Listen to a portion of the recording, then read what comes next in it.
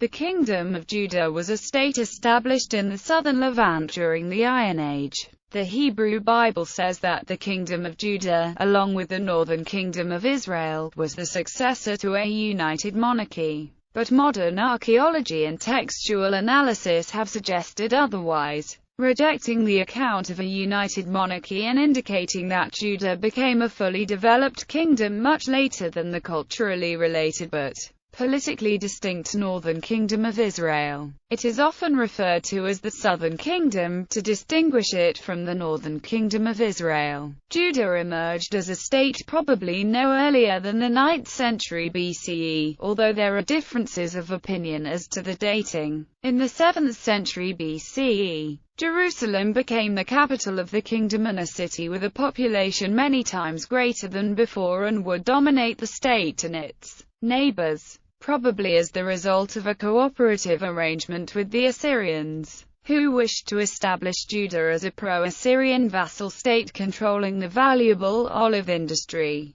Judah prospered under Assyrian vassalage, but in 605 the Assyrian Empire was defeated, and the ensuing competition between the 26th dynasty of Egypt and the Neo-Babylonian Empire for control of the eastern Mediterranean led to the destruction of the kingdom in a series of campaigns between 597 and 582. The deportation of the elite of the community, and the incorporation of Judah into a province of the Neo-Babylonian Empire. Archaeological record. Significant academic debate exists around the character of the Kingdom of Judah. Little archaeological evidence of an extensive, powerful Kingdom of Judah before the late 8th century BCE has been found. Nimrud Tablet K 3751. Dated c. 733 BCE, is the earliest known record of the name Judah. Archaeologists of the minimalist school doubt the extent of the Kingdom of Judah as depicted in the Bible. Around 1990 to 2010, an important group of archaeologists and biblical scholars formed the view that the actual Kingdom of Judah bore little resemblance to the biblical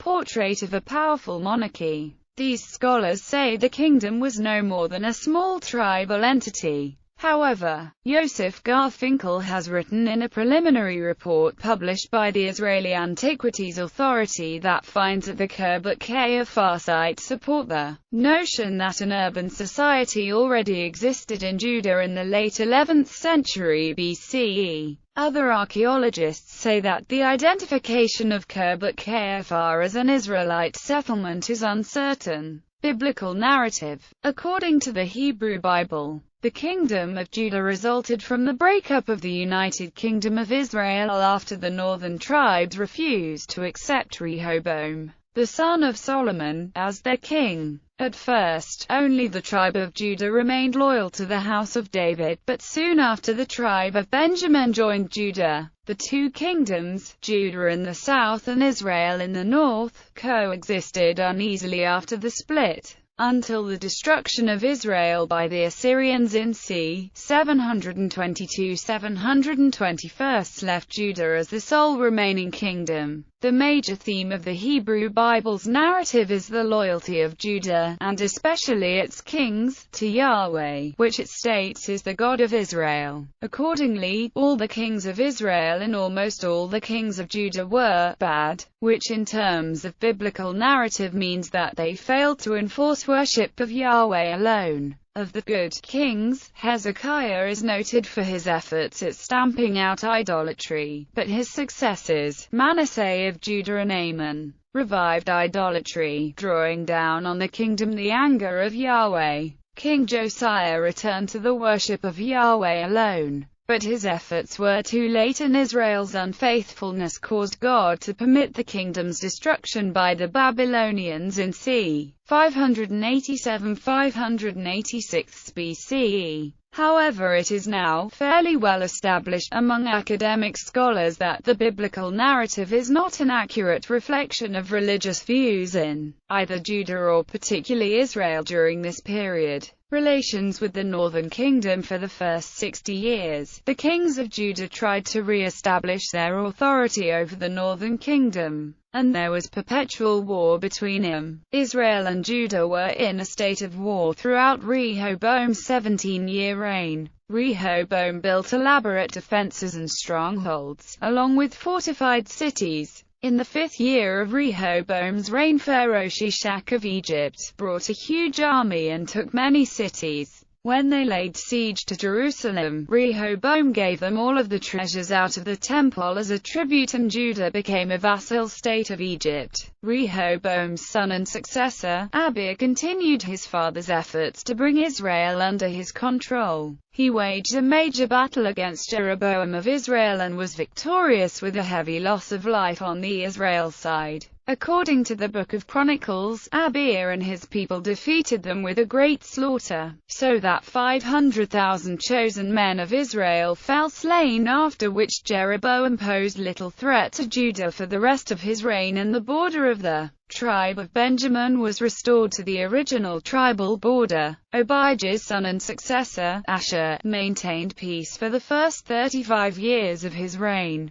during which time he revamped and reinforced the fortresses originally built by his grandfather, Rehoboam. An invasion by the Egyptian-backed chieftain Zerah the Ethiopian and his 1,000,000 men and 300 chariots was defeated by Asa's 580,000 men in the Valley of Zephath, near Mareshah. The Bible does not state whether Zerah was a pharaoh or a general of the army. The Ethiopians were pursued all the way to Gerar, in the coastal plain, where they stopped out of sheer exhaustion. The resulting peace kept Judah free from Egyptian incursions until the time of Josiah some centuries later. In his 36th year, Asa was confronted by Baasha of Israel, who built a fortress at Ramah on the border, less than 10 miles from Jerusalem. The result was that the capital was under pressure, and the military situation was precarious. Asa took gold and silver from the temple and sent them to Ben-Hadad, king of Aram Damascus,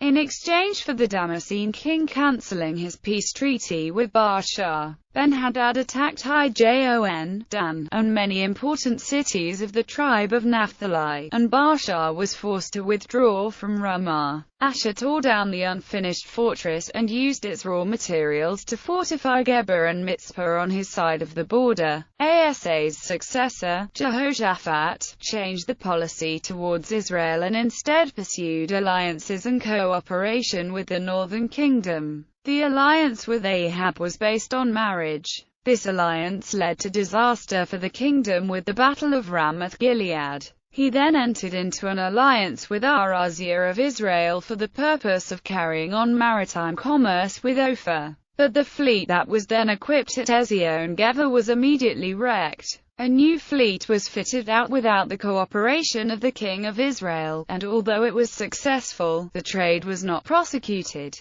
He subsequently joined Jehoram of Israel in a war against the Moabites, who were under tribute to Israel. This war was successful, with the Moabites being subdued. However, on seeing Meshach offering his own son in a human sacrifice on the walls of Kir-Hareseth filled Jehoshaphat with horror, and he withdrew and returned to his own land. Jehoshaphat's successor, Jehoram of Judah, formed an alliance with Israel by marrying Athaliah, the daughter of Ahab. Despite this alliance with the stronger northern kingdom, Jehoram's rule of Judah was shaky. Edom revolted, and he was forced to acknowledge their independence. A raid by Philistines, Arabs and Ethiopians looted the king's house, and carried off all of his family except for his youngest son Araziah of Judah. Clash of empires. After Hezekiah became sole ruler in c. 715 BCE, he formed alliances with Ashkelon and Egypt, and made a stand against Assyria by refusing to pay tribute.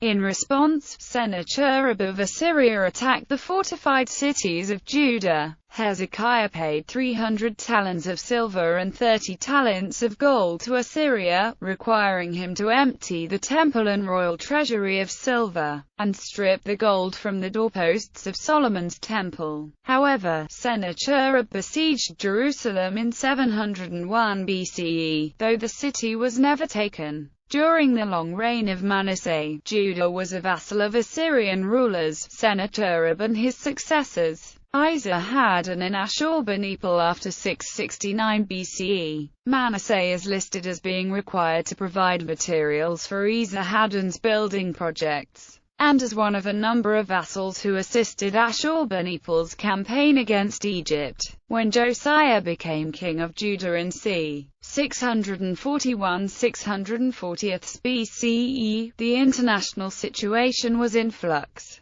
To the east, the Neo-Assyrian Empire was beginning to disintegrate. The Neo-Babylonian Empire had not yet risen to replace it, and Egypt to the west was still recovering from Assyrian rule. In this power vacuum, Judah was able to govern itself for the time being without foreign intervention. However, in the spring of 6009 BCE, Pharaoh Necho II personally led a sizable army up to the Euphrates to aid the Assyrians. Taking the coast route via Maris into Syria at the head of a large army, Necho passed the low tracts of Philistia and Sharon. However, the passage over the ridge of hills which shuts in on the south of the Great Jezreel Valley was blocked by the Judean army led by Josiah, who may have considered that the Assyrians and Egyptians were weakened by the death of the pharaoh Psamtik I only a year earlier. Presumably in an attempt to help the Babylonians, Josiah attempted to block the advance at Megiddo, where a fierce battle was fought and where Josiah was killed.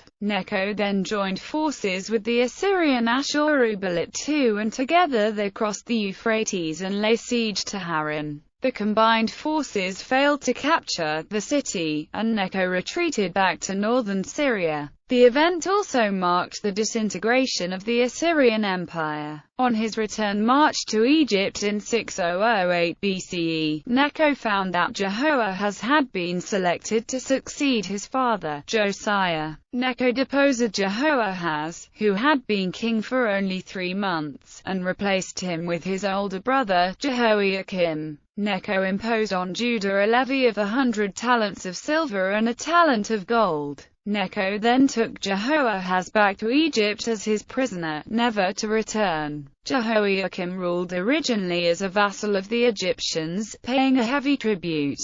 However, when the Egyptians were defeated by the Babylonians at Carchemish in 6005 BCE, Jehoiakim changed allegiances, paying tribute to Nebuchadnezzar II of Babylon. In 601 BCE, in the 4th year of his reign, Nebuchadnezzar unsuccessfully attempted to invade Egypt and was repulsed with heavy losses. This failure led to numerous rebellions among the states of the Levant which owed allegiance to Babylon. Jehoiakim also stopped paying tribute to Nebuchadnezzar and took a pro-Egyptian position. Nebuchadnezzar soon dealt with these rebellions. According to the Babylonian chronicles, after invading the land of Hatti in 599 BC, he laid siege to Jerusalem. Jehoiakim died in 598 BC during the siege, and was succeeded by his son Jeconiah at an age of either 8 or 18. The city fell about 3 months later, on 2 Adar 597 BCE. Nebuchadnezzar pillaged both Jerusalem and the temple, carting all his spoils to Babylon. Jeconiah and his court and other prominent citizens and craftsmen, along with a sizable portion of the Jewish population of Judah, numbering about 10,000, were deported from the land and dispersed throughout the Babylonian Empire. Among them was Ezekiel. Nebuchadnezzar appointed Zedekiah, Jehoiakim's brother, king of the reduced kingdom, who was made a tributary of Babylon. Destruction and dispersion. Despite the strong remonstrances of Jeremiah and others, Zedekiah revolted against Nebuchadnezzar, ceasing to pay tribute to him, and entered into an alliance with Pharaoh Hophra of Egypt. In 589 BCE, Nebuchadnezzar II returned to Judah and again besieged Jerusalem. During this period, many Jews fled to surrounding Moab, Ammon, Edom and other countries to seek refuge. The city fell after a siege which lasted either 18 or 30 months, and Nebuchadnezzar again pillaged both Jerusalem and the temple, after which he destroyed them both. After killing all of Zedekiah's sons, Nebuchadnezzar took Zedekiah to Babylon, putting an end to the independent kingdom of Judah. According to the book of Jeremiah, in addition to those killed during the siege, some 4,600 people were deported after the fall of Judah. By 586 BCE much of Judah was devastated, and the former kingdom suffered a steep decline of both economy and population. Jerusalem apparently remained uninhabited for much of the 6th century, and the center of gravity shifted to Benjamin, the relatively unscathed northern section of the kingdom, where the town of Mizpah became the capital of the new Babylonian province of Yehud Medinata for the remnant of the Jewish population in a part of the former kingdom. This was standard Babylonian practice. When the Philistine city of Ashkelon was conquered in 604 BCE, the political, religious and economic elite was banished and the administrative center shifted to a new location.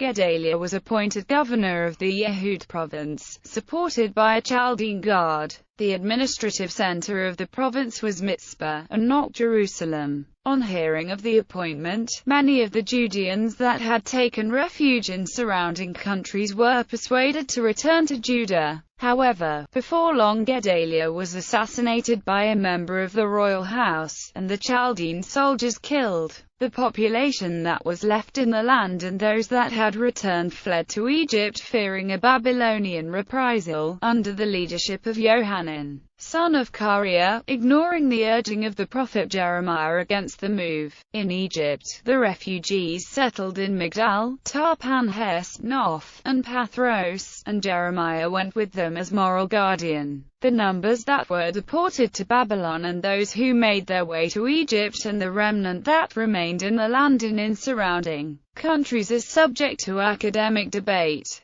The Book of Jeremiah reports that a total of 4,600 were exiled to Babylon. The books of Kings suggest that it was 10,000, and then 8,000. Re-establishment under Persian rule. In 539 BCE the Persians conquered Babylon and allowed the exiles to return to Yehud and rebuild the temple, which was completed in the 6th year of Darius under Zerubbabel, the grandson of the second-to-last king of Judah, Jehoiachin. Yehud province was a peaceful part of the Achaemenid Persian Empire until the fall of the empire in c. 333 BCE to Alexander the Great.